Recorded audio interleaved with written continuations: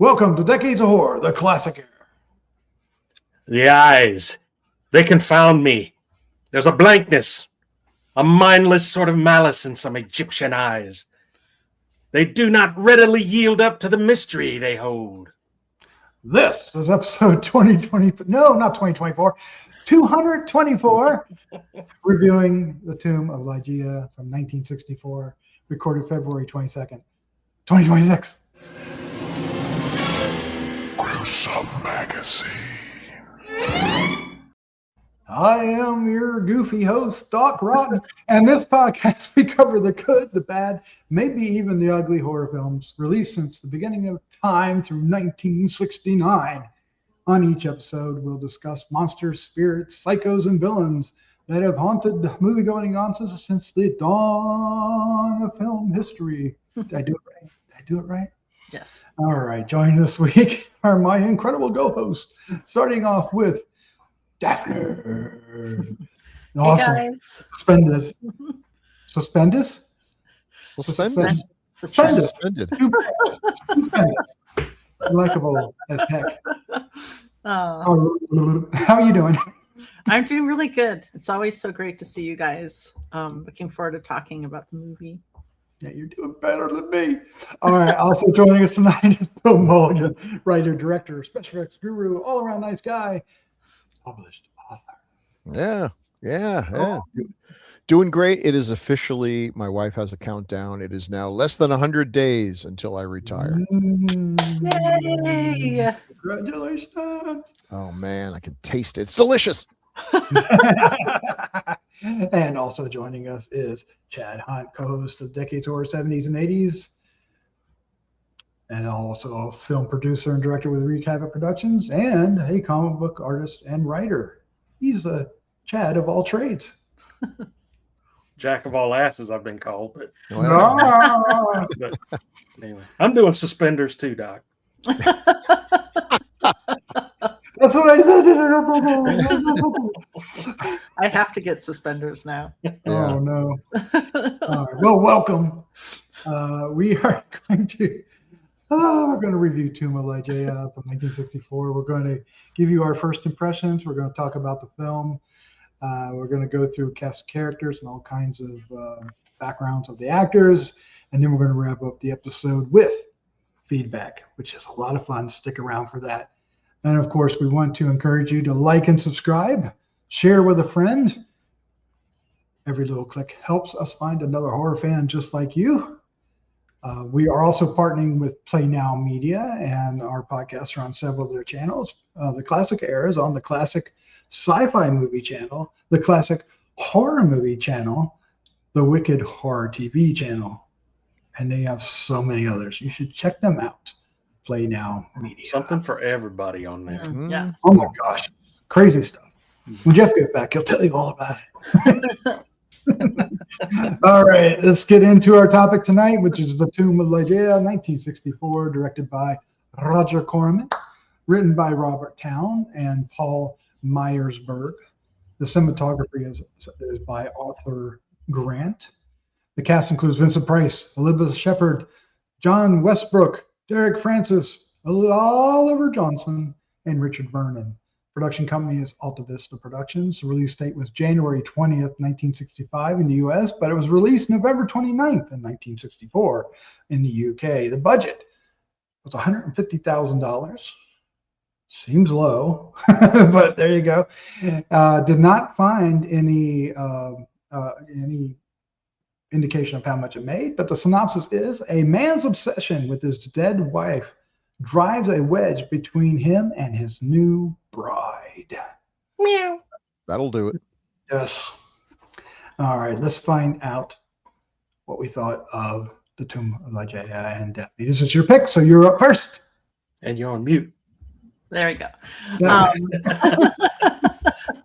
So I hadn't seen this before, but I love watching Roger Corman movies, and I thought it would be a good opportunity to,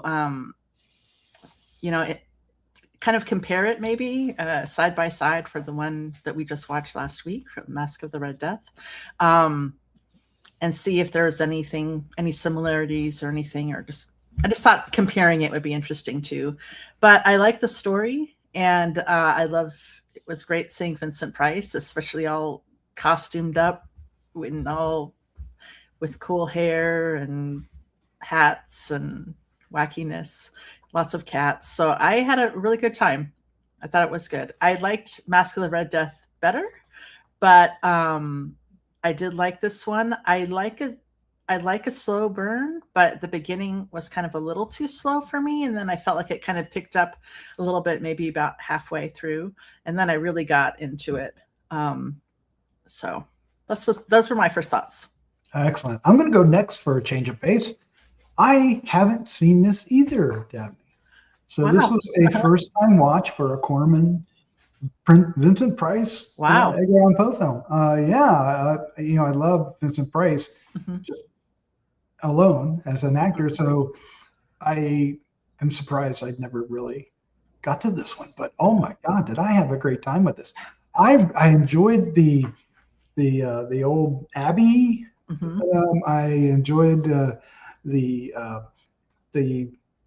reveal, if you will, and what led up to it. And Vincent Price was absolutely brilliant. I thought there was some goose in the middle of the film, but it turned out there was a reason for those perceived goose, which I loved. The ending is fantastic, except that they used old footage. But I'll give them a pass on that. For the burning house, they used it from, I think, the House of Usher, I believe. But otherwise than that, I'm so glad you picked this. I had a great time, and I think this was the last one, and what a great film to end on. I think they did a great job. Chad Hunter, you're up next. What was your first impression? When did you first see this and all that jazz? I just first saw this today. Wow. Yeah, I've never seen this one. Wow, cool. I've seen it, the poster for it, and a lot of that, and I just never. I don't know. I just something about those Poe films that, as a kid, just never grabbed my interest. But I enjoyed this one. I thought it was a good film. Smaller cast, but great cast. This was really good cast. Price looked like he just walked off Coppola's Dracula movie as Dracula in that outfit, but it was a great outfit. I loved it. The glasses and the top hat and everything like that was just great. Did not put together that the one actress played both parts of Ligeia and his wife. Didn't put that together until the end of the movie. Even when I saw them on screen, close together, I didn't notice until the credits. But it was a good little creepy movie. I mean, that Abbey was beautiful though. I don't know where they found that place, but I'm sure the interiors were reused from some other movie, as usually with Corman. But the outside of that Abbey and everything, that was an amazing location they got for this, and love that. The mystery of it, I really liked, about what was going on with him, why he was disappearing at night, and just I really got into it. Had a pretty short running time. I think it was like an hour and 20 minutes or so, hour and 21 minutes. The one I watched anyway, but it went along at a pretty good pace. I thought. I do agree with Daphne. It was a little slow at first, but it started to pick up the more you found out, and the weirder Vincent Price started acting up until the end. But if you want to ever play a drinking game, each time the cat jumps out and scares somebody, take a drink. That's a good one. But you better have a way home, Uber to drive you home, because you will be plastered by the end of the movie for that reason alone. But yeah, this was a good one, and I enjoyed it immensely. Excellent. Bill? I first saw this and last saw this until this week, 50 years ago. Yeah, 50 years ago. It was Wow. it was on the 4:30 movie. They did a week of either a week of Roger Corman Poe movies or a week of Vincent Price has no luck with the ladies. And there's a lot of crossover between those two genres. And this was not my favorite. And it's not my favorite of the Poe films because I just love Mask of the Red Death for its absolute beauty. And I love Pit and the Pendulum for its pure pulp coolness and everything. And this was very much a slow burn after seeing all the others and then seeing this one. This one and House of Usher just were a little slow for my taste. But watching it again now, the jump scares do get on my nerves. There's too many of them. They go to that well many times too many. But I really appreciated this time the acting because Price, who I will say I think is miscast, and that also is the opinion of some of the filmmakers who made it, because we'll talk about that later. But I think he is great in the role. His acting is superb. The character is meant to be a younger, it's a little more plausible. If they wanted Richard Chamberlain for the role, and I could easily see Richard Chamberlain being someone that this woman would instantly fall in love with and want to marry because, and they did a good job of making Vincent look younger than he did just a little bit previously in Mask of the Red Death. But he's really good in the role. People who say he can't act are stupid because he shows that over and over again. They're just too used to seeing his over-the-top performances and roles that should have had that. But he's really good in this. And looking at it now, I see the richness of the set design and the really good cinematography and everything else about it. It holds up, and it is not a bad one to go off on. I mean, they kind of ran out of things to cannibalize. Poe would just write down something on the back of an envelope and they'd try to make a movie out of it. This has nothing to do with Ligeia but then the Raven has nothing to do with the Raven either. So let's not be annoying. They never did Mirrors in the Rue Morgue. Well, Corman. Corman never did, but that's probably because there were already a couple of versions out. And, can you imagine Price on that? Yeah. He'd be a detective. Would he have played the detective? That would have been interesting. Yeah. But so, I'm glad you picked it. And it was enjoyable watching it again after so long. Excellent. I did what Chad said about the location, and I forgot to put the locations in our card. So I want to go over that real quick. The house was Castle Acre Priory in Swaffham, Norfolk, England, United Kingdom. And of course, shot at Stonehenge. Earth. Huh? Beautiful. Earth. Just let's make sure we get everything in. But and then they shot at Shepperton Studios, of course. Doc, because I know. Oh, sorry, Gary, go ahead. No, because you mentioned it, I know I'll forget. You know how you say like they use the fire footage at the end? Mm-hmm. If you get the Blu-ray, there's a funny bit, at least one of the Blu-rays, where Corman, obviously when he was still alive, was doing commentary on it and was talking about how, well, this is the one film I didn't end with a fire.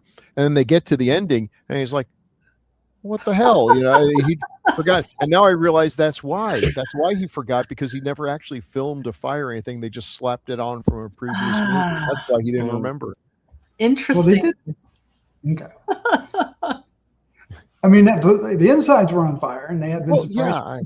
You know what? He's like 99 years old and still sharper than I am now, so we'll give him some slack. Plus, didn't he make like 1,000 movies? It's amazing you remember anything. That's apparently they wax all the furniture in there with gasoline because that place went up like a matchbox. But you know what they don't do? They don't clean out the cobwebs. I always like these movies where this rich guy, okay, if it's Dracula, I understand, because what does he care? But this guy's a fairly wealthy dude. He's got servants. He's got at least one servant. Maybe when this guy isn't serving people sherry, he ought to be dusting, taking some of these amazing cobwebs off of everything. That's a fire hazard right there. It's probably the cobwebs that made it go up so fast. All right. Well, it's time for the show that everybody loves, and that is taglines with Chad.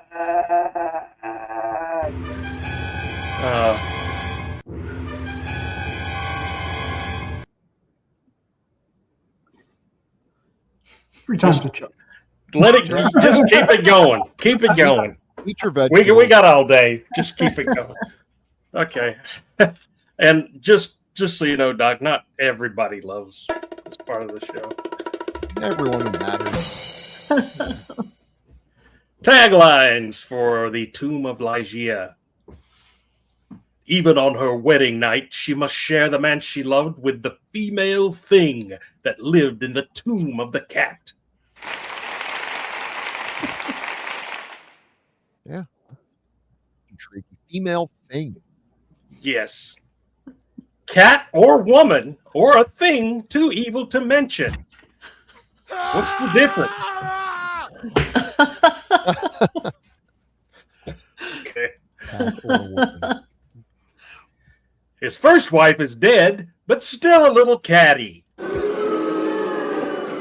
Oh, that is terrible. Wow. Ooh-wee. Jeff can't believe he missed the epic reading of these taglines. Is that on the poster? Which poster was that on? We're coming to take you away. Yee, ha, ha, ho, ho. Still a little catty. All right. Well, there you go. That was taglines with Chad. Chad's Sure a was. hero, cool and rad. With him reading taglines, they can't be that bad. You don't know the half of it, sister. You know what gets me? That one tagline is so stupid because this movie has not a single laugh in it. There is no attempt at humor, and I didn't notice that. There is, you know, it's dead serious. It's funereal, and then they stick this in. You go in there thinking, oh, well, this is what Dr. Goldfoot and the Bikini Girls or whatever. And no. Yeah, it is out of character. Like, sometimes you think, did the tagline people watch the movie? And sometimes your answer is no, I don't think they did. It's about a cat. Keeps scaring people that it's really his dead wife. But okay, I know where to go from here. Yeah, I got Catty, it. C-A-T-T-Y. Meow. All right. Well, we're going Meow, my eyes. Oh no, we're going to dive into a new segment called Cast with Characters. We'd love your feedback on that. So if you want to comment on this new segment, please do so. And here we go. Up first is Vincent Price as Verden Fell. As Dracula. Dracula. There's your high collar and fancy glasses. There's only three people that have pulled off that hat: Abe Lincoln, Gary Oldman's Dracula, and Vincent Price. Everyone else should not even try it. Maybe if you're a magician. And no facial hair. Yeah. Yeah, that's unusual. Facial hair. I guess that they're trying to make him look younger. Yeah, that's probably a big thing that helped him. Yeah. You know what? You're so right. It didn't even occur to me. Yes, he has no facial. God, I'm so bad with faces. I was like, boy, they really did a great job making Vincent Price look young. What miracle did they use on him? What stem razor. cells? They made him shave. That's what they did. Jeez Louise, I'm bad at this. Yeah. He doesn't look old enough to be growing facial hair in this one. He looks right out of puberty, man. Just jumped right out of stumbled out of puberty right here.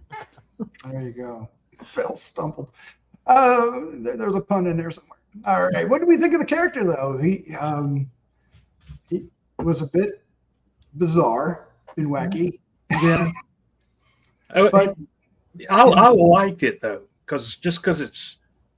I like Vincent Price when he's doing serious stuff, because all I ever saw growing up was him doing these over-the-top hammy roles that he's sort of famous for. But so when you see him doing something like serious, like Mask of the Red Death and something here, I really, really like that because he shows what he's got to work with here, and he is a great actor. He's tormented, and you can tell he's tormented, and he pulls that off, at times when he's supposed to be a light moment, and he's still like when she playfully takes his glasses off and he reacts to the light and everything. It was just a great role and a great character, I thought, because well, it says right in there he's tormented, but he he likes to be alone. So a lot of things he didn't make sense, like marrying somebody else. But but anyway, but you got that sense of mystery about him. You didn't know what was going on with him because he wasn't really telling anybody. So it was a great character and just a good chance for him to really show his chops. Yeah, because he didn't know what was going on. We found out, right? No, he's a victim. He's more, he's both the villain and the victim in this. And it's interesting. He's kind of a combination of all Corman, Poe, Vincent Price characters. He's got a lot of him. The whole, can't take the light. He's got the, bad breakup with his first wife from Pit and the Pendulum. It's an interesting bit of characterization there.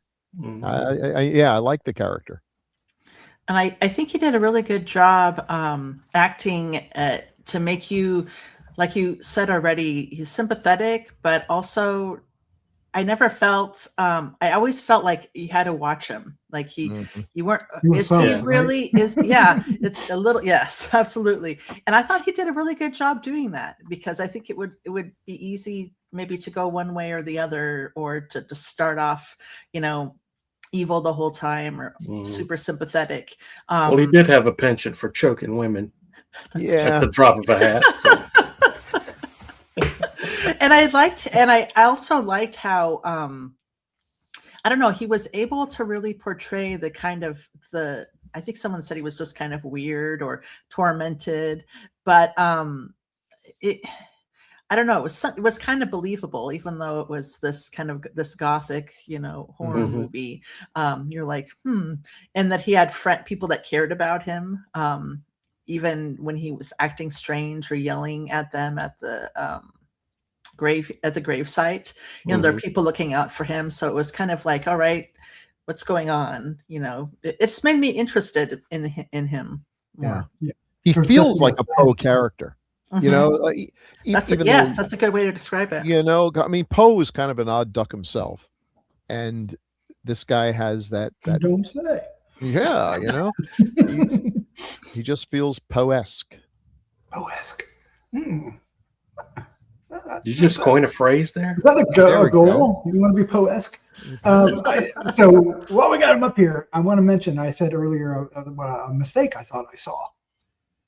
Because, he wears the glasses out in the sun. But when he gets married at the church, he's not wearing glasses in daylight. And I said, oh, man, they forgot about their role. But if you think about it, it's actually a clue.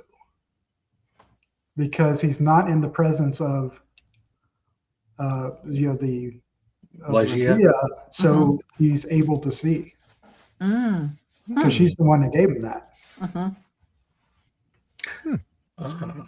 Well, at least that's what I explained it in my head. That's what. And I that makes me think about how it was like he was out of the abbey. He, it was just a different environment, a happier environment. So, maybe that kind of added to it, just representing this kind of separateness or a better side of life or love or something. Yeah. Yeah. Well, Doc gets a no prize for explaining. No prize. No prize is in the mail, true believer. Speaking of a love interest, here is Elizabeth. I stumbled over the word Elizabeth Shepard as Lady Rowena. Who is apparently gobsmacked by Vincent Price. And, I don't disbelieve it. I did. I didn't buy that for a minute. The chemistry wasn't strong, but at the same time, it was like she seemed to be attracted to strangeness. Yeah. Mm-hmm. Or fabulous wealth, which also seems likely. Well, Just, there might be let's be honest, guys. A doctor!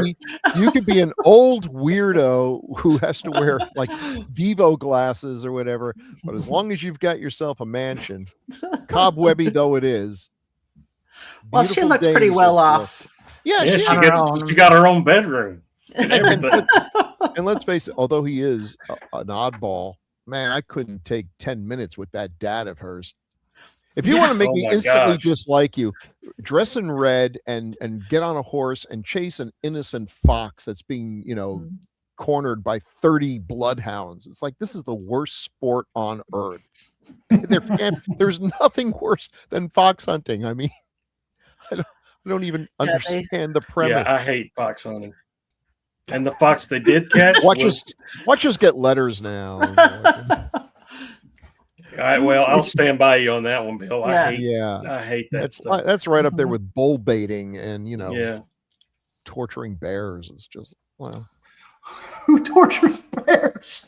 Oh, that's what they used to do. They would tie a bear up and they would have dogs attack them. Oh. Really? Yeah. It was listen. Was it the like good a old hunt days were too? horrible. I think it was they were bored and they just like the idea of torturing a large animal. I mean, humans kind of suck. We What suck. are you gonna do? Yeah, we're not getting any better, are we? We've gotten a bit better. We've forgotten. we, though? some of the Have we? horrible I things. wonder. we just trade our atrocities. But I like this character. She's I do cool. too. And she's not just Yeah. a damsel in distress, although she is a damsel and she spends most of the movie in distress. But Mhm. she's got agency. You know, Yeah, she makes Absolutely. yeah. Yeah. now some of her choices, like marrying this guy she doesn't know anything about. All right, well, Or climbing up to the top of the bell tower. yeah. I did not buy their whole relationship. I just didn't. Yeah. From the time I was wondering, why is she flirting with this guy? Yeah. Why is she flirting with him? It's Vincent Price. Has she looked him like in the face? And then the Does next she thing know you know, about his they're all- history with women? It's Yeah. not good. yeah. I choked my last three wives. You can't explain it. I did like the I love him, hypnotism- mother. He's dangerous. the hypnotism scene where she started talking as Ligeia. I thought that was so cool. Yeah. Mhm. And when she thought she was seeing butterflies and stuff, Mhm. I really liked that scene. Mhm. So I just because again I'll forget. At the end of the movie, has she turned into Ligeia? Do you think? No, Okay. I wasn't sure of that. Yeah, I would agree. I think she was I think she's talking back. to him to free him from the Yeah. burden of well, Good. Ligeia. her being alive or dead seemed to be tied with the cat. Yeah. Mm. Mhm. Because when they laid her down on the bed and he knocked the cat away, it knocked out for a second and she Mhm. woke up. And Yeah. then when the cat woke up, she fell back down. Mhm. And then at the Which- end, he strangles the cat until she turns into Ligeia, right? Yeah. Mhm. Then she, Well, they never explained that either. yeah, Mhm. and then she That was wakes never up after explained. that, right? Yeah. Mhm. So Yeah. as long I as the just cat tried to kill a cat with a cabbage. that, I'm losing it. Help me, Kenrick. that was really funny. Yeah. Yeah, All I did was maybe toss a large cabbage radish, but a scare my cabbage. fiance. You can kill anything with a cabbage, really. You can just shoot it out of a cannon. Mhm. Well, I mean, okay, so she was previously attracted to a real stick in the mud. Oh, this guy. This That's guy. Timu. Oh man. What is his name? I don't Billionaire know, guy but Yeah. he's the with dullest, the cars, Tesla. What's his Oh. name? the dullest knife. in Oh, the this guy. bag, man. Yeah. Poor guy. I think that's I why kept- she fell in love with Vincent Price, because otherwise this was This was her Her alternative. future, Yeah. I kept finding myself like practicing scowling because I've never Mm. seen anyone just. It's like I couldn't even get my, because that's how it was. He was You gotta get constantly that making that face. Judge Dredd mouth that goes all the way Yeah. down, Grimace all the way down the chin. that's right. That very good. Good. Yeah, and that's one of the weaknesses of the movie is I think we're supposed to be rooting for this guy, and like I was hoping the cat was going to push him down a well or something. I was just confused about the relationship. Yeah, me too. Yeah. So yeah, there just wasn't really anything there. Right, I 'cause gladly he stepped was- aside so she could be happy. Then by the end, he was like all over her already. That's He right. was like, Yeah. I'm getting her back. Captain But Friend he Zone was- at your. He was in charge of her affairs, so Mhm. that's why he was worried about the house and Mhm. all the things, and that's what, so he came up from a very Because he was a lawyer. Their lawyer. lawyery kind of thing, right? And Yeah. it's kind of like not really the best way to do that in this kind of film, I think, but Mhm. the logical way to do it, maybe, but it just Interesting. Yeah. felt dull. Hmm. And then he didn't seem like to be the smartest guy in the, because when at the end when they're trying to convince him or, and everything, and he just walks out the door with leaving Vincent Price in there with her. Are you a dumbass? Yeah. What are you Yeah. doing? you know what's happening? You're in a weird Especially room. because he was kind of suspicious already. It seems Right. Yeah. strange that he would just walk out. Yeah, you're right. I hadn't thought about that. He's more of a And then when- device than a character. Yeah, he is I more think of a you're right. device. Yeah. Exposition, Captain Exposition. Yeah. And every time he was on screen, I was like, it's time to go get a drink. Yeah. It's like, But it's hard to tell if it was the character or if it was his acting, or do you think it was just the character? I feel like all apologies to John Westbrook. I think it was a combination of both. Mhm. I don't think he was given a lot to work with, but Yeah. he didn't And he bring didn't- any more to the He table. didn't bring anything. Yeah. Mhm. I mean, Yeah. could he, if they would have brought in like another actor that could oppose, that could Yeah. go face to face against Vincent Price, like Mhm. like a Right. Carradine or a Rathbone or a Mhm. Peter Lorre even.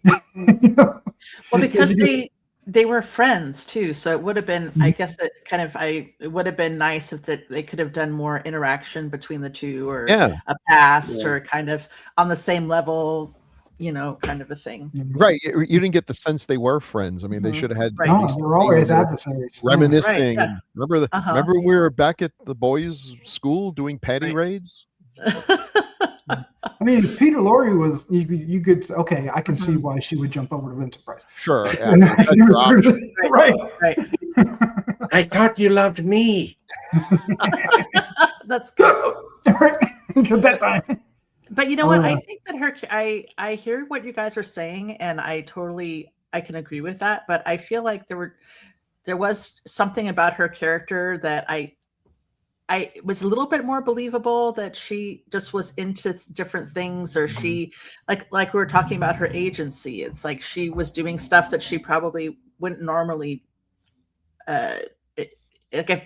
get away with, stuff that maybe wasn't normally a Yeah. woman would get away with. And she was very straightforward and kind of did what she want.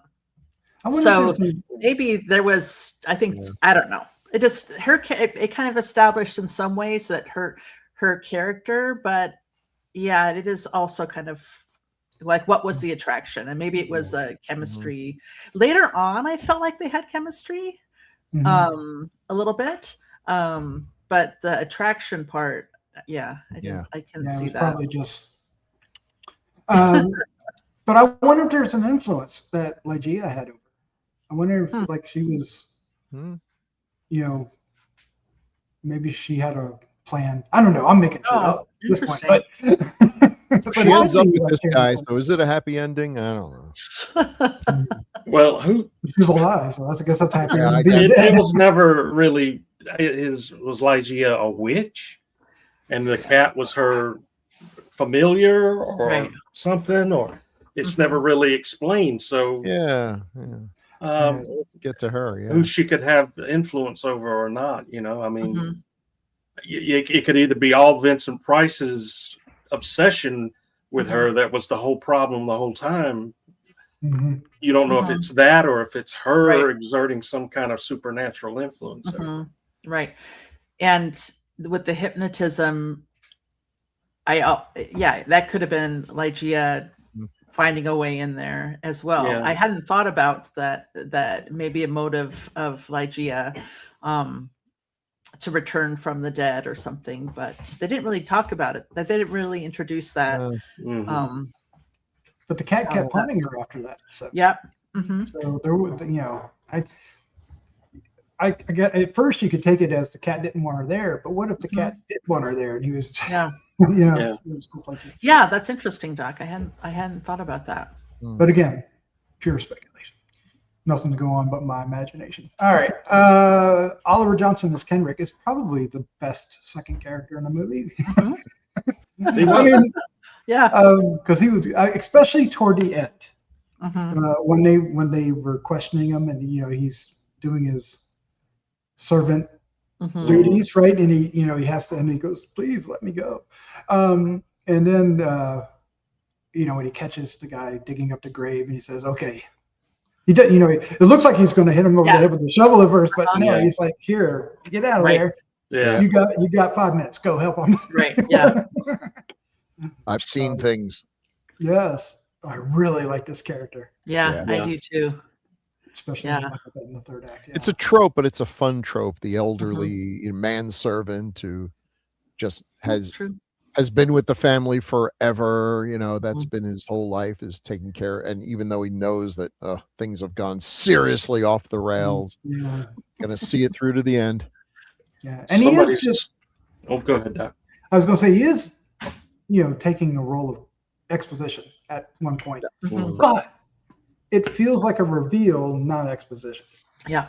Yeah. Which is a subtle difference, right? That's the other trope, is that at some point it was like, boy, how is this all going to tie together? It's like he comes shuffling out and goes, "Kenrick, it's your time to shine," and he goes into the story. It began a long time ago, and that was great.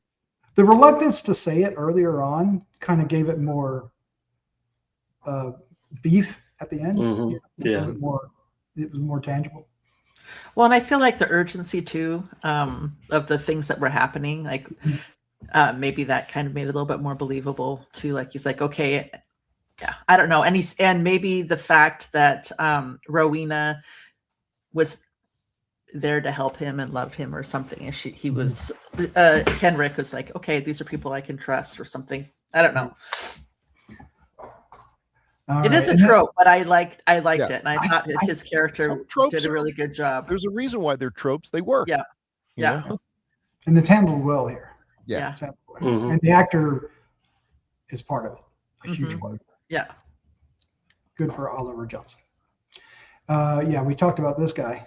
Okay. Mentioned, First of all, so here's the inspiration for the Dilbert boss. Look at that haircut. Dudes, if your hair looks like that, embrace the horror, shave it all off, and get some dignity back. What a little tufts out there. You just want to grab. I hated this guy from the first moment I laid eyes on him. When he called his own daughter a bitch. She's a bit of a bitch, isn't she?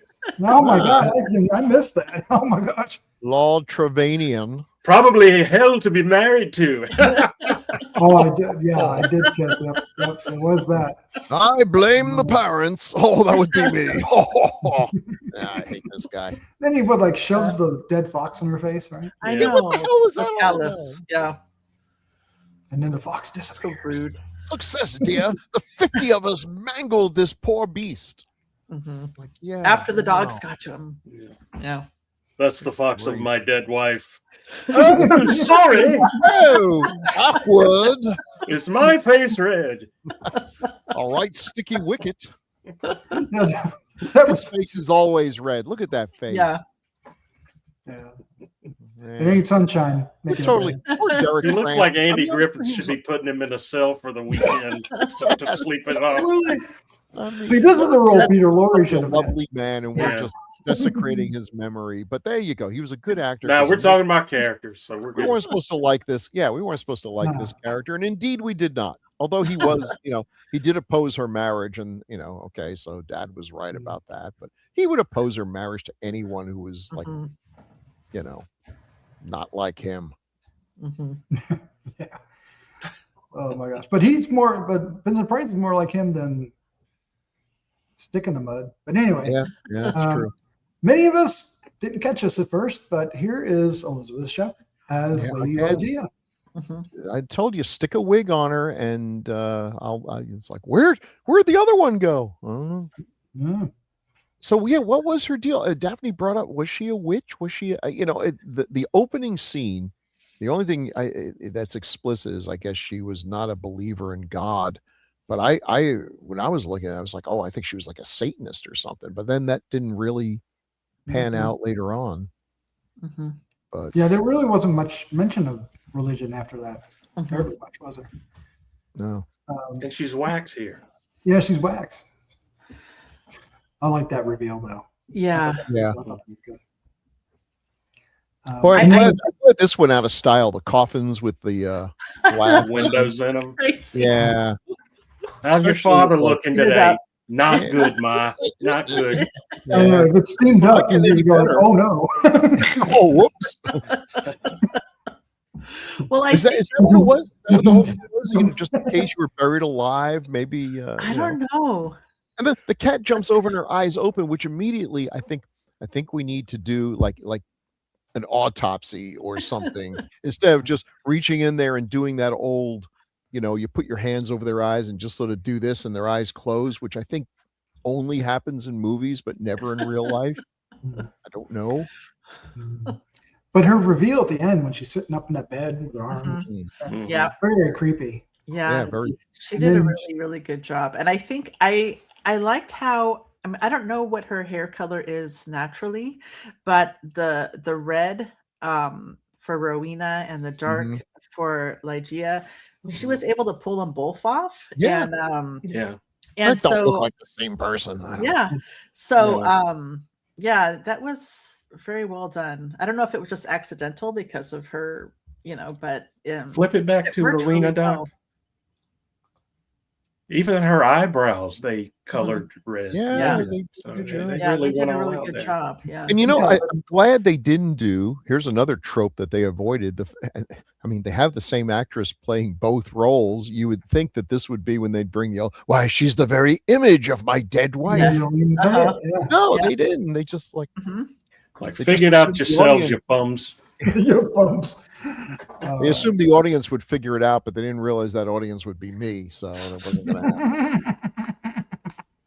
happen. All right, well, let's dive into some posters because there's a variety of them. This is the main one with the the tagline all written funny up the top. That's a scary looking cat. I like that poster. It's an unnatural position for a cat, but okay, it works. It's cool. And just the two color, one color really in black. It works. It's nice. Yeah, it does. And then here's one with that with facial hair. That sure looks Italian. Yeah, La Tumba. Yeah. La Tumba di Ligeia. La Tumba. And the boob. Don't forget the boob. Yeah. Yeah, that too. The what? The boot makes it more Italian too. Oh, okay. I got you. Yeah, he had all this facial hair here. Nothing to do with the movie. Look at that. They have.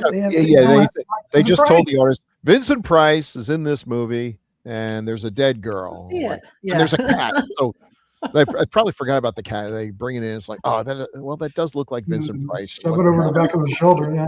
There's a cat in there. Where are you going to put the cat? Right over his shoulder. He's looking over him. Okay. I know. Why didn't they put it down here? Down and around her feet. That would be scary. Like you can see where my mouse was. Yeah. Mouse, cat. Oh. Seriously, that cat looks like it was done by a different artist. Like this. It does. You give it to your kid. Here's a black crayon and some, orange.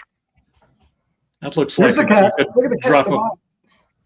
Drop a quarter in this coffin to make them do some kind of crazy dance or something. Yeah. Or tell the future. Sing like a fish. Just punching out that cat. This is like a real fight here between Yeah. Streaky the flying cat and it looks like Streaky. Barbara Shelley taking on. It does look like Barbara Shelley. Yeah. Mm. At least they got the face right. And here, Vincent Yeah, back with his mustache. Yeah, this is a Looking repeat 20 of- years older than he does. Yeah, yes. I didn't realize when I was putting these together that he had facial hair in these. What a Either did they. apparently. And then, do you guys remember the Midnight Movie double feature? Mhm. Yes, yes. This one was done with what? Something of Edgar Allan Poe. Oh yeah, it was just Vincent Price reading Edgar Allan Oh, Poe. And it's good. In a It's movie? yeah. Hmm. Yeah, he's just like a stage show and they filmed it. Really? oh, that's cool. Okay. I remember seeing him do Telltale Heart. It was really Mm-hmm. good. Mm. Yeah, he does have that great voice. Oh yeah. Great. Yeah. He did the. Have you ever listened to the radio show Price used to do in the 70s? Mm-mm. Mm. He did a radio show where it's just him telling stories. Oh, Um, cool. Oh, wow. There was a podcast about it, and they would release one every week, and I was listening to it at the time. But then, some reason I dropped off, and I need to find those again. They're out there somewhere. It's really, Oh, that's really cool.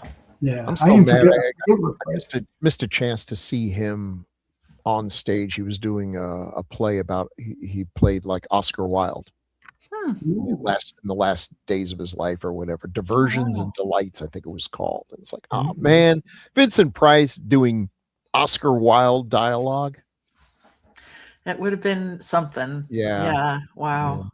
And he toured the country doing it because I was there's a local theater somewhere around here. I forget exactly where it was. Might have been Smithfield. And when we went in there, they had pictures on the wall when he was there performing it. Mhm. Oh man. But there is a different poster in there. Mm-hmm. Yeah. So, Looks a like a couple cat lobby. crawling across Audrey Hepburn's face. Yeah. Oh gosh. It does. Here's a couple lobby cards. There's a cat getting Vincent Price.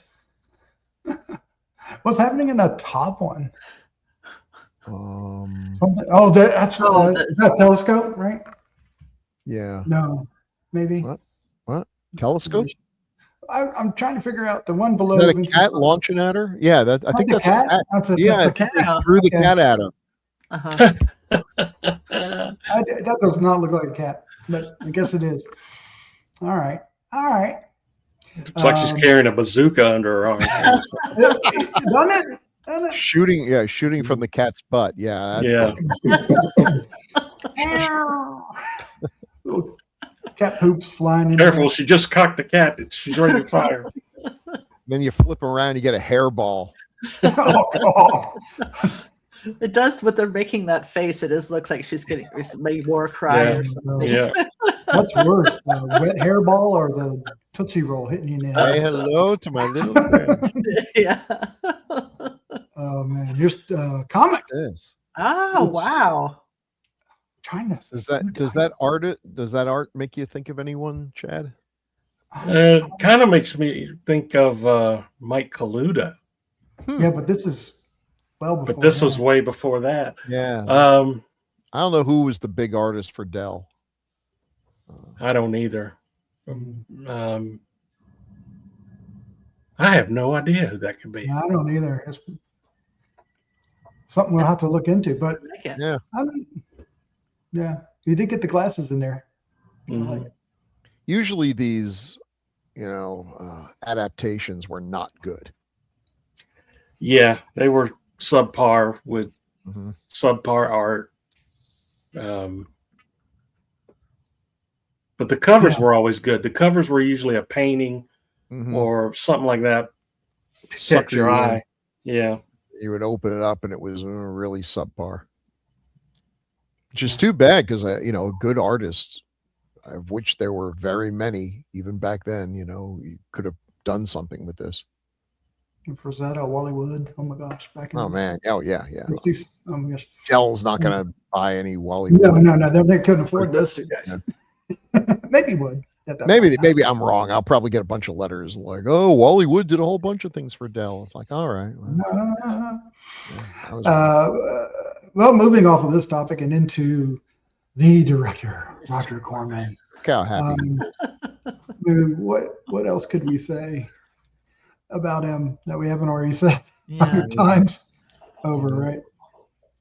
I think he did a really good job in these last two movies that we looked Yeah. at as far as the directing goes. Mhm. There was some really interesting shots, and it was really well done. Yeah, it's again, if the only exposure you have to Corman is from Mystery Science Theater 3000, those were not his best films. You can't Mhm. make 100 movies in the time that he had and have them all be winners. It's amazing some of them are as good as they are, but when he wanted to do something that, class up the joint like he did with this and Mask and some of the others, yeah, he was a good director. And he got And good he, quality. he was able to use, really good sets, get his hands on some good sets and costumes. So, he was really good at it. It's fun to see this part too, the serious stuff, especially like when we were watching Mask of the Red Death, how just intense and powerful that movie is, as well as beautiful. And you can see it a little bit in this one too. It's just different. Mhm. The artist for the comic book was John Tartaglione, which he worked for Marvel back in the 60s and stuff, and inked by Vince Colletta. Oh, well, who ruined plenty of the Kirby artwork before. Vince Coletta's, we'll get on the weeds here, but Vince Colletta was capable of very good inking, but he was also capable of hacking it out. Yeah, he would take shortcuts and he'd change a lot of the original art. I bet they brought him in a lot of times because it was down to the wire and he could do it fast. Yeah, probably. I mean, if that meant I'm going to erase all these background Kirby characters, we don't need all these. You talk to or you listen to interviews from the artists of the days. Fast got you jobs, slow got you nothing. Yeah. But here we got some films of his, which we saw many of these last week or last episode. But here is the other Poe films, including The Raven, which is secretly my favorite, and The Haunted Palace, which is not even really Poe, but okay. It says Edgar Allan Poe's The Haunted Palace, and it does. H.P. Lovecraft would like a word with you, but I think they brought in. I think they brought in elements of Poe and meshed it with it. I think there is Poe in it, but yeah, they have a shot of a raven or something. Oh yeah, it might be that. Maybe that. All right, let's talk about the writer. The writer is Robert Towne, who, like many people that get involved with Corman, go on to have terrific careers. He was both a wonderful screenwriter and what they call script doctors. He would be brought in to, punch up the script, and often did a great job. Yeah.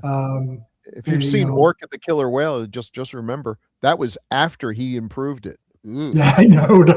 I wanted to bring that. I put it in there for that purpose. I can't do no more. I can't. We tried. About a freaking killer whale. There's only so much I could do. Yeah, but Bonnie and Clyde. Bonnie and Clyde. Yeah, classic. Chinatown. Yeah, amazing. Well, Chinatown's probably his masterpiece. And Tom Cruise liked him, so yeah, he did the first couple. Impossible. Yeah, he did the first couple of them. Yeah, and then did a couple other Cruise films too. But I was had enough of Tom Cruise with those. That Orca poster used to be on the back of every comic book in the 70s. It was, wasn't it? Oh my gosh. And it was such a dud. But I want to see it again. We're going to cover it someday. We've covered it. We covered it. Oh, you've done it already. Oh, I missed it. Oh. But Dino, we can do it again. I swear. No, we don't have to do it again. Once. Yes. True. I got to see Bonnie and Clyde again. It's such a good movie. Yeah. Boy, that ending. Whew. A lot of people poop on the first Mission Impossible, but I kind of liked it. I thought it was. I liked Yeah. the first one. Yeah, I don't know if I've seen any of the other ones actually, but I did enjoy the first one. It's kind of like the first Fast and the Furious, where it still operates by the rules of actual physics. Yeah. And then they had to up it with every single subsequent film. They had to top it, and to the point where now we're in fantasy land. And So I want to, I didn't make an image for this because it was weird to do so, but the cinematography, which we've mentioned, would you say it looked very Hammer-like? yeah, there was more movement than I was used to seeing from a Corman movie, and using the sets. And that's one of the things. So, Corman was a cheapskate, but to me, there's a difference between being cheap and being frugal. He was frugal, and I believe this was, and maybe this, what was the film that they used all the costumes and sets from Mask of the Red Death? Was that Beckett? Mm-hmm. Yes. Yeah, well, I think they used the same one. I think they did that for here as well. Yeah. And I've seen Beckett. I think they did a better job photographing the stuff for the Corman movies than they did for the actual movie that the sets were made for. Mm-hmm. Well, I brought up Hammer because Arthur Grant, I'm going to start listing these movies off. Mm-hmm. And there's many others, but I'm just going to, The Abominable Snowman. Let's see, where's the next one? Stranglers of Bombay, which is a Hammer film. Yeah. There's a couple other ones, but Terror of the Tongs, Shadow of the Cat, Curse of the Werewolf. He did the Cash on Demands, but that's, Pirates of Blood River, Phantom of the Opera, Night Creatures, The Damned, Paranoia, I can't say it, but Paranoia. Paranoiac. Thank you. I cannot get that out of my face. Old Dark House. I like that movie. Paranoiac. Plague of the Zombies, Reptile, The Witches, Mummy Shroud, Frankenstein Created Woman, Quatermass in the Pit. Wow. Devil Rides Out, Dracula has risen from the grave, Frankenstein must be destroyed, to taste the blood of Dracula, blood from the mummy's tomb, Fear of the Night, and Demons of the Mind. So I lost my mind and could not make a card. It was just too much. I'm just going to say it. But wow. Good stuff. Yeah. All right, now to the cast, which Vincent Price. Here's a couple cool shots of him. Oh, look how young he looks. Yeah, he really looks young. Yeah. So I heard a story. I don't know if this is true or not, but because they did want Richard Chamberlain, but part of the deal for making these movies was like, no, it's going to be Vincent Price. That's what's made us money, and you're going to keep using him even if he's not right for the role. And Corman told, I think it was Robert Towne, is like, don't worry, I got Greta Garbo's makeup person. So they got someone who's good at keeping someone looking young, looking fresh, and they did a good job. Those tufts of hair in the front really hold the whole look together. That kind of reminds me of Peter Cushing with that little the only other person that can pull off these outfits. Peter Cushing. I mean, he's only in his 50s, in early 50s, right? But here's the thing. I mean, he's like 53. In the 60s, people in their 50s look like we look in our 70s. And I'm convinced it's smoking. I really do believe. I'm going to get on anti-smoking kick, but when you look at normal people, not just Hollywood actors and actresses, but even like our parents and grandparents, they looked significantly older. And I will run into people occasionally and we'll be talking, and I'm being respectful because they're obviously 20 years older than me. And then they let slip, when I graduated high school in 1980, I just about spit my Dr. Pepper out. It's like, oh my God, I'm older than you. What did you do? So I never do it. I don't know. But it has something to do with living rough lives. I mean, we got it easy these days with medicine. True. We are pretty soft. Way too easy. It's true. We live longer now. I mean, really, the median age of the human race didn't really start growing until the 19th century. Yeah.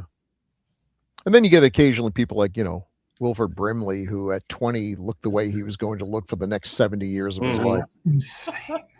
Bad Have you ever meter. seen that?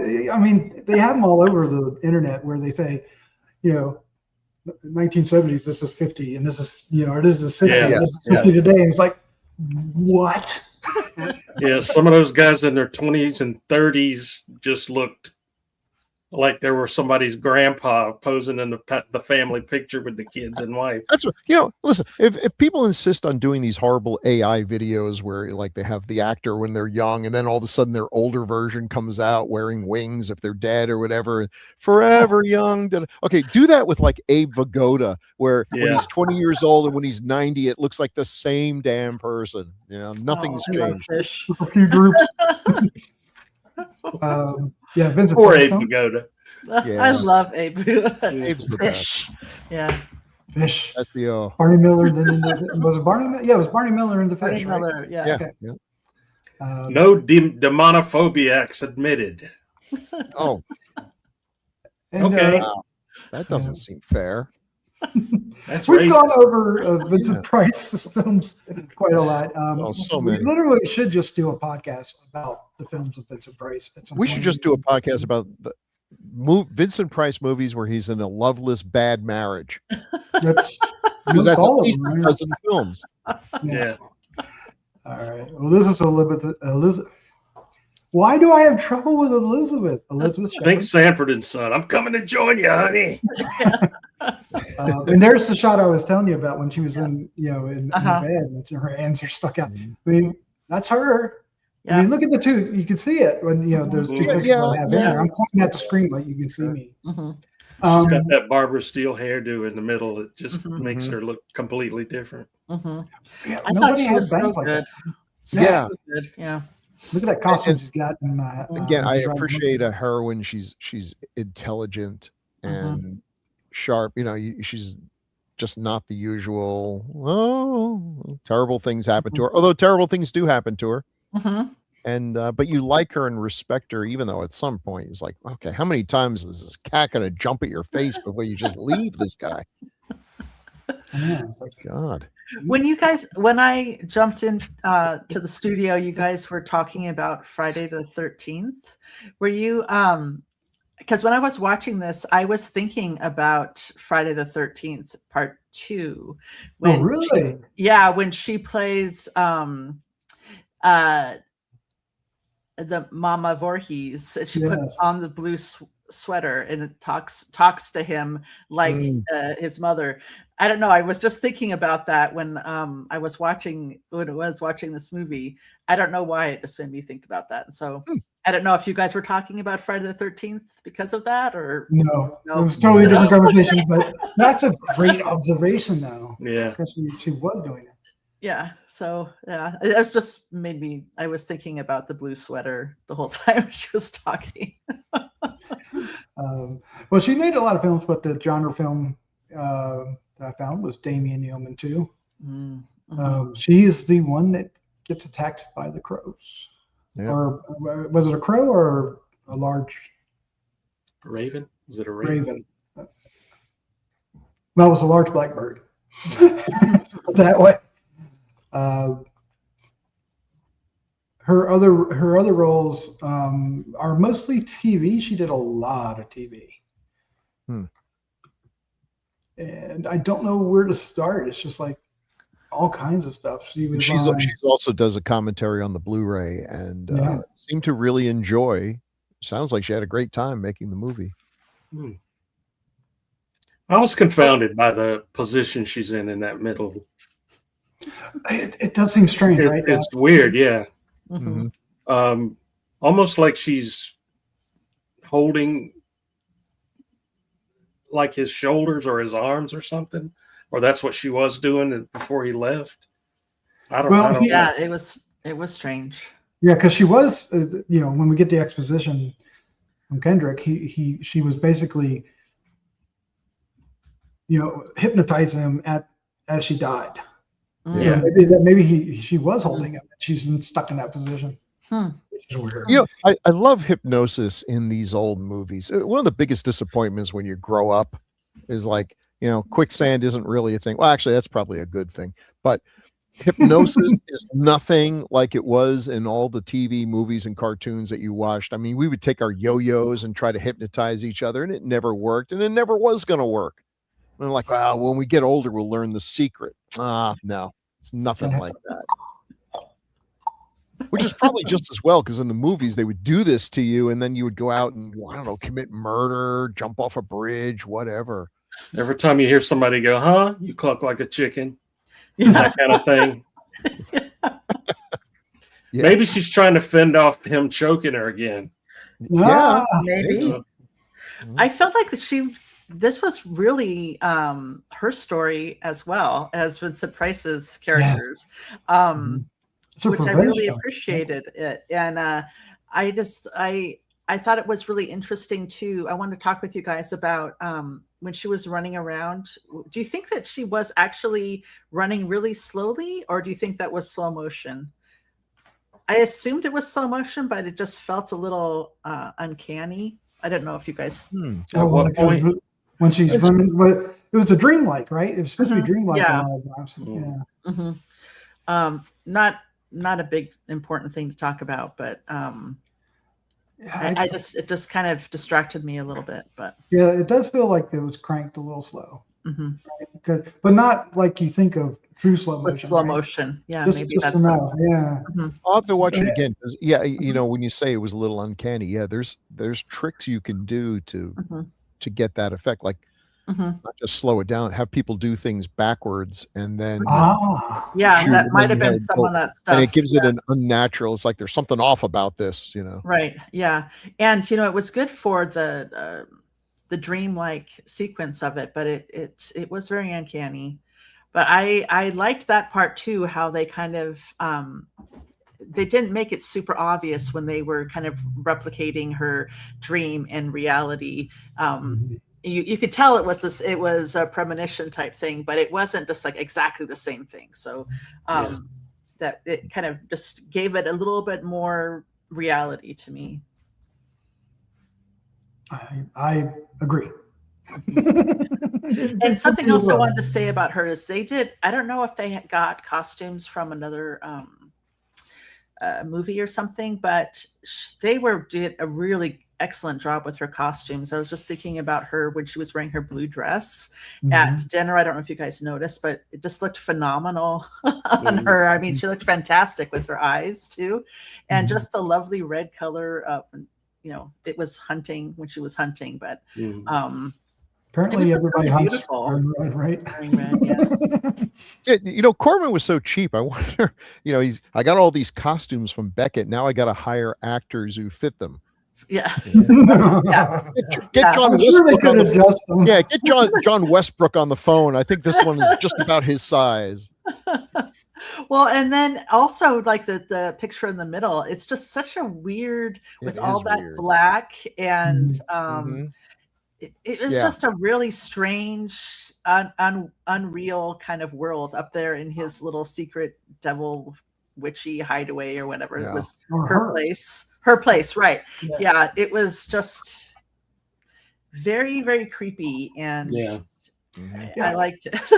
Yeah, I think they were trying to create a visual parallel with the cat, right? So, and the bangs do a lot because those are strange bangs, especially for that time.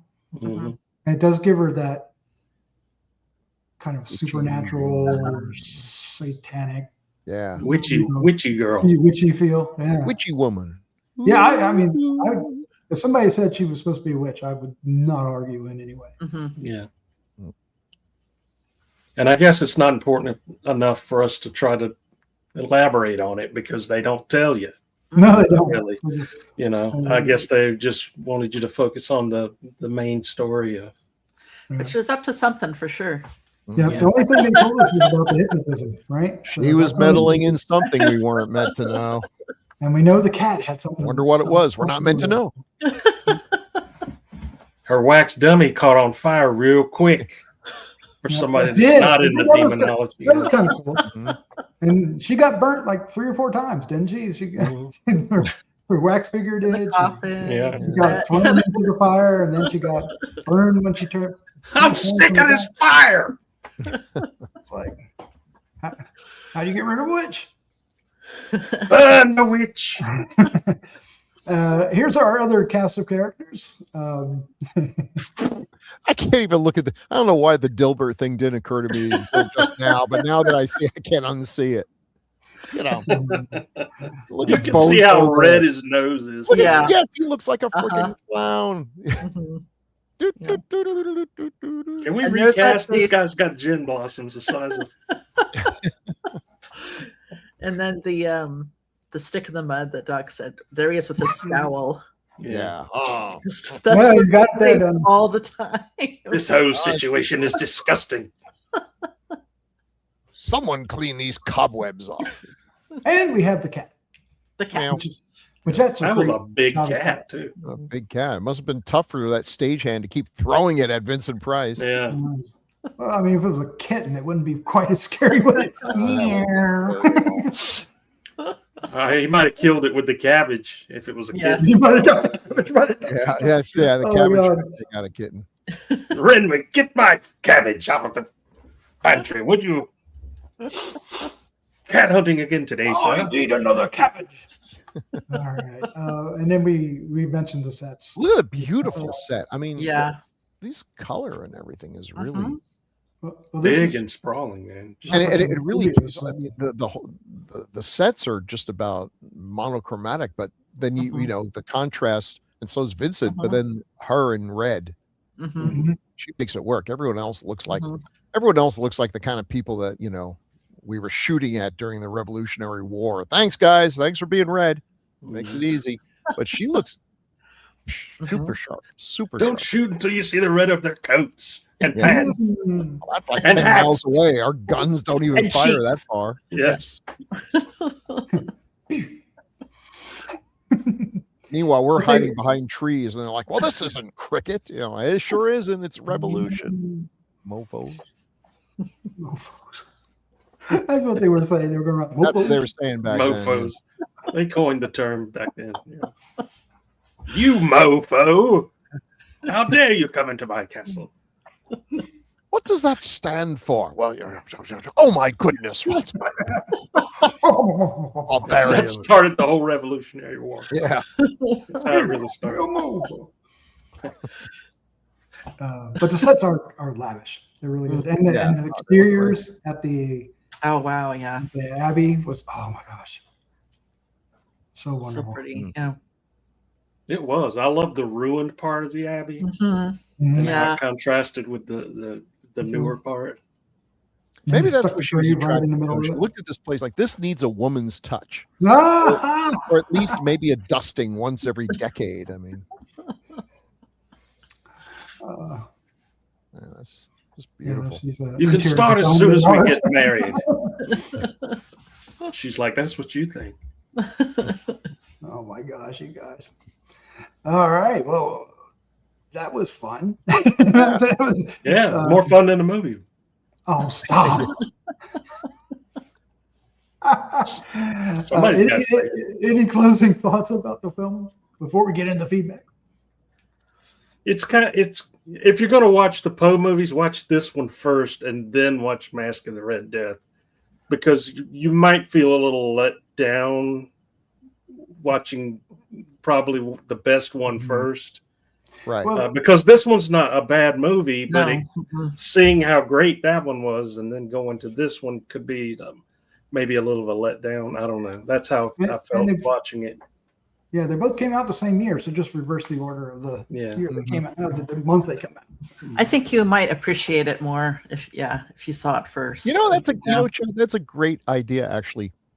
If I were making basically a mixtape, because if you remember back in the day, we Yeah. used to make mixtapes, and a Mhm. lot of thought went into the sequence of the song. Yes. Mhm.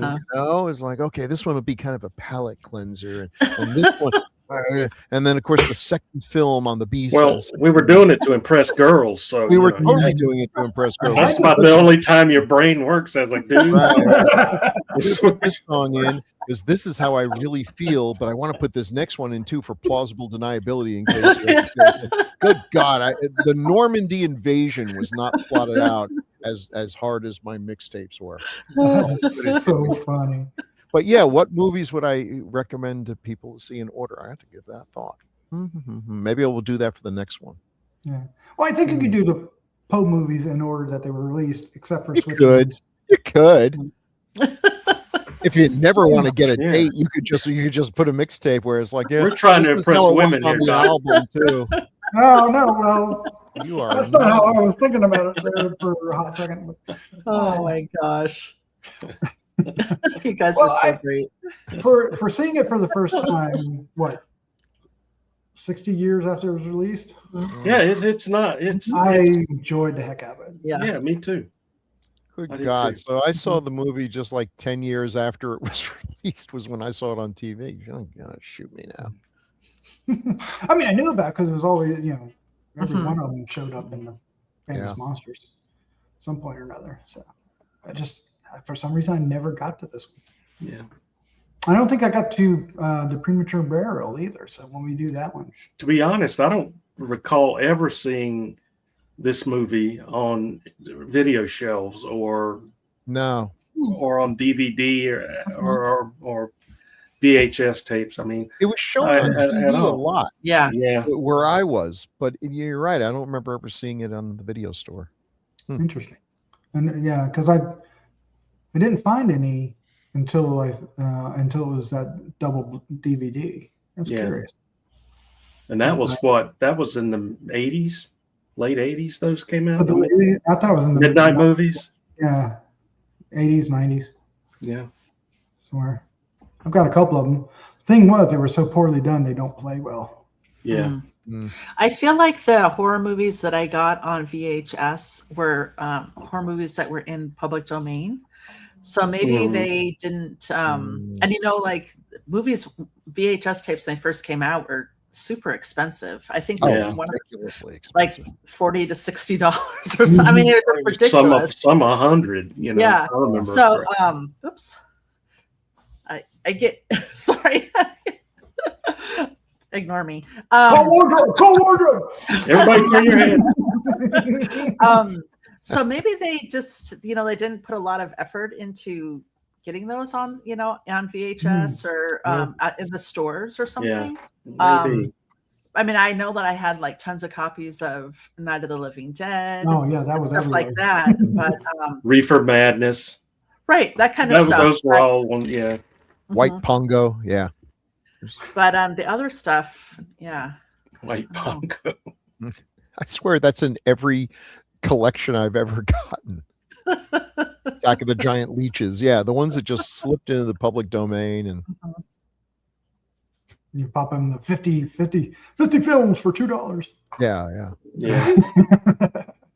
All right. Well, we want to hear your feedback for this movie, and you can reach us at feedback@gruesomemagazine.com, or you can leave comment on YouTube or gruesomemagazine.com or on our Facebook or Instagram.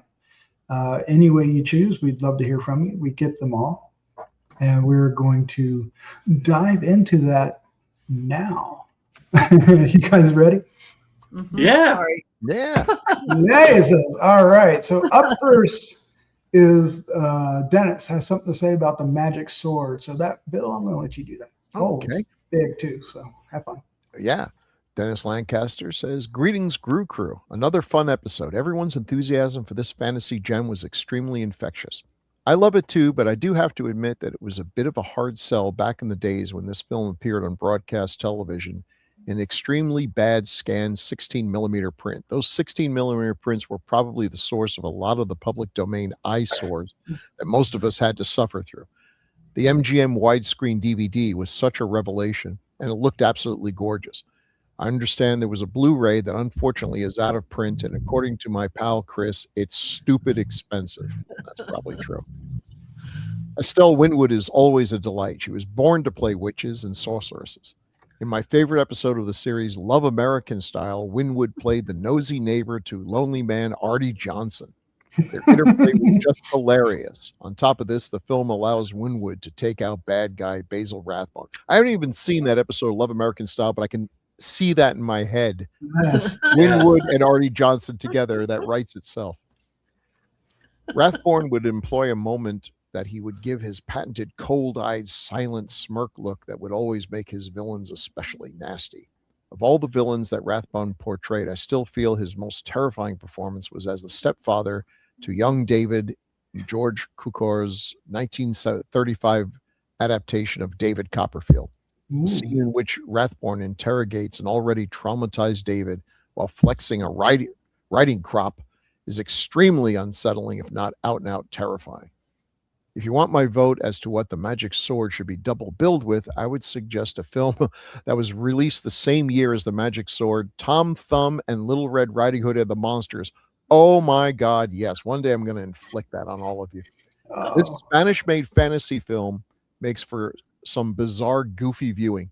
Much like the magic sword, has some creepy and out there monsters designs. And how can you resist when the monsters are being led by the evil queen from Snow White? Oh yeah, copyrights be damned.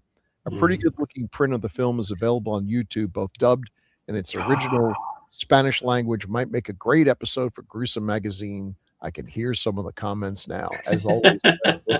Actually, Dennis, what have you done? That one. Oh, Dennis. Oh, they did a Dennis. series of movies with actors playing a skunk and the big bad wolf, and they are. I have seen clips and pieces of this, man, and it looks like something you need to drop acid for first before you watch it. I'll probably have to wait to do that, because after you guys watch Horror of the Blood Monsters, I'm probably not going to be allowed to ever pick a film for a while. But Horror of the Blood Monsters. Is that the Barbara Steele? Or is that Revenge? That was Revenge. No. This is Al Adams, right? That's what we'll be doing on Wednesday. Yeah, sorry. That's the 70s. I can't believe you guys are doing this on purpose. Al Adams. That's Bill for you. That's Bill. Up next is the Mysterians, Sound of Silence, K8U. Okay, K8U has the following to say. I'm probably going to mispronounce this. I'm sorry, Sounds of Silence, Kate. Magra. Thank you. Magra appears in the Mysterians twice in the Japanese version. At the end of the battle, and the second one appears out throughout the mountain as an avalanche troubles over him. Yes. Yes. Two of them? Oh no. All right. He appears twice. Also for the Mysterians is Wes Diorio. Thank you. And Chad, go ahead. Wes says, "Hey, Grue-Crew, I might have missed it, but I don't think anyone mentioned the band ? And the Mysterians with the 1966 hit 96 Tears. They got their name from this movie. Huh. Besides Black Sabbath, can anyone think of another classic era band named after a movie title?" Classic era? They might be Giants. What's that 2080? The Knack. The Knack? Yeah, that's a movie. Good movie. Oh, okay. I love Question Mark and the Mysterians, by the way. Question Mark and the 96 Tears is one of my top 10 favorite songs. It's so weird. It's so good. And he actually went by the name Question Mark. Yes. Yeah. It's a very strange story. I couldn't tell you what it was all about, but I watched the Professor of Rock. Yeah, Professor of Rock. He's the best. He is the best. Man, he is so good. All right. Mask of the Red Death. We got a couple. I'll read a few. Abermailin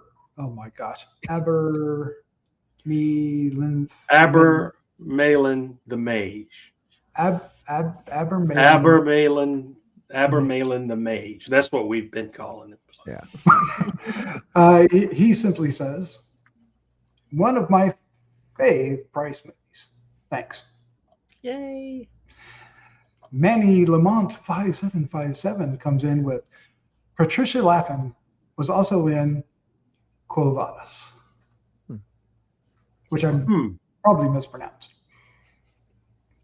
Quo Vadis. I don't know if I've ever seen that. If you're from Latin America, you would have gotten it right. Yeah. Oh, thank you. Also on the Mask of the Red Death Retro Game Man Dan 79. Bill.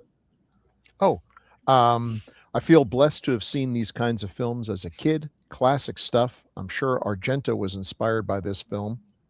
Alida Valli mentions the Yellow Room and the Red Room in Suspiria. Ah, Isn't that's cool, right? that is Yeah. I very cool. love that observation. Yeah. Mhm.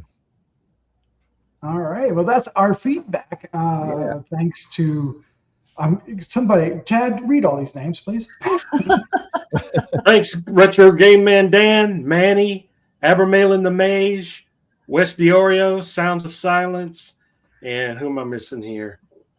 Dennis. Hope you're doing good, Dennis. Hang in there, buddy. Yeah, man. Yes. Good to hear from you. Thank you for saving me. All right. My pleasure. You should have had him say Uh, Elizabeth Shepard every time you had to. We record these every 2 weeks. You can join our Patreon if you want to get them a week or two early. It's cheap. It's a couple bucks, and get every episode of Decades of Horror. All the classic era, the 70s, the 80s, all come out. And then we also have some Patreon only content. In the 70s, we did, what did we do? Kolchak? Kolchak on Ice Stalker. And then now we're doing, why is this Gallery. Night Gallery, yes. That way you'll have the upper hand on all your punk ass friends who always Yeah. see things before you do. When your Yeah. friends are like, what did they talk about last night? It's like, wouldn't you like to know? Yes. Oh, that makes me feel good when I do that. All right. Up next, Bill, in all his originality, what did you pick? Well, continuing with the theme, I wanted to pick my favorite of the Corman Poe films, and Mask of the Red Death is a close second, but gotta love Pit and the Pendulum. Cool. Yes. Yeah. Right on. Yes. The fire eyes of Jeff Moore can feel burning into our souls as he is missing all this. It's Poe month here on DOH. It is. Like, what do you think he was going to go on like that. vacation? We were just going to do Andy Milligan and Jess Franco movies. I think he was hoping so. Yes, he was hoping we would. Pick, He told me before he left, don't do anything good while I'm gone. I know. Oh my gosh! Don't And even we just think bang, about bang, bang. Chad saves the day in the next one. Line him up. We're lining him up. All right. Well, that'll be a couple weeks. All right, Chad, Bill, and of course Debbie. Thank you for joining me. This was so much fun. I'm having such Always good time. fun, you guys. Always. Yeah. Yeah. All right. I love talking to you guys. Oh, shucks, man. All right, with that, let's say goodnight. Good night. Good night, everyone.